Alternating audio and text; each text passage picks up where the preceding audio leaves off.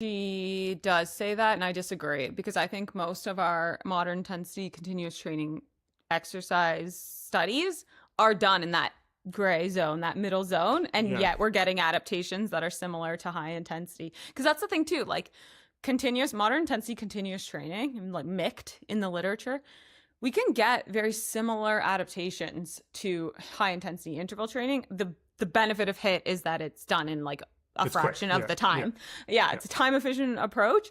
So if we're getting the same benefits of HIIT and MICT on things like VO2 max, on all these adaptations that we want to promote for both health and fitness, the problem is that that's not zone 2. That's like zone 3, zone 4 exercise. And we're comparing that to HIIT. And then we're using those studies to be like, look, zone 2 versus HIIT, like you can do, like you can get there using two different approaches.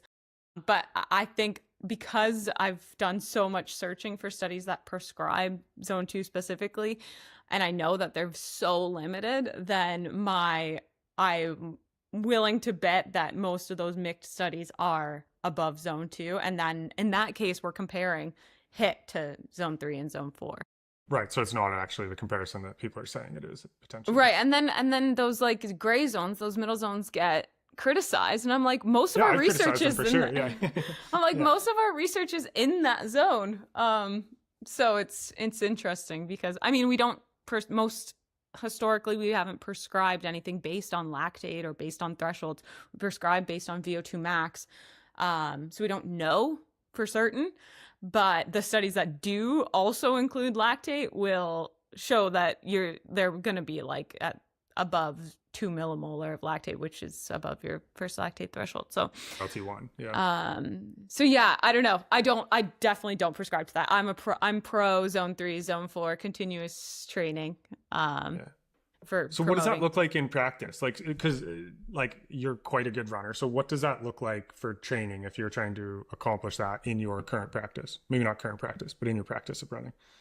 Me, I'm the most haphazard exerciser you'll ever meet. I don't have a plan. When I wake up, I just do something random that day. But it means like it depends on how long you want to go. If you want to go on a 20-kilometer run, then I'll have to go slower than I would if I wanted to go on a 10-kilometer run. I'm not. I don't want to talk about what I do because I don't really like when I don't know. I don't like doing that. I like staying very evidence-based because one, what I do is like just what would you do if you were applying then? Like if you were an applied, like let's say a coach, or you were designing, maybe this is a more fair question. If you were designing the protocols for a study. Yeah. That's a good question too. Like if you and Martin had funding for a study for this, what do you think the protocol would be? Gavala?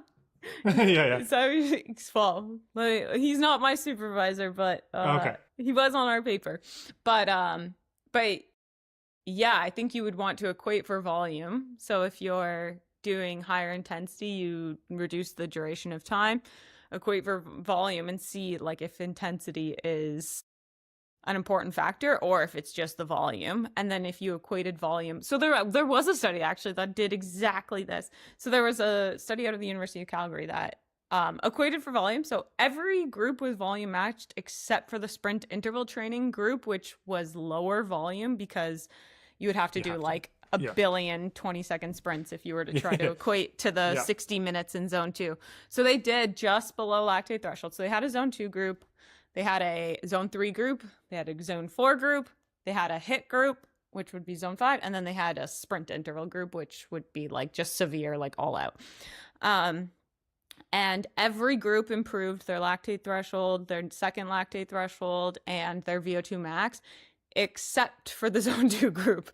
So every group above zone 2 improved, and the zone 2 group didn't improve compared to the control. It was like a pretty small-ish sample size. I mean, it's pretty impressive because they had so many groups. It's a really but great it's the study, first study that like, I'm like, yes, this is the study that I wanted to see that compares literal perfectly prescribed zone 2 to higher intensities, volume match. And that's why I'm pro zone 3, zone 4, because I'm like, you can you're going to promote adaptation in those zones, similar to you would as you were doing high intensity interval training.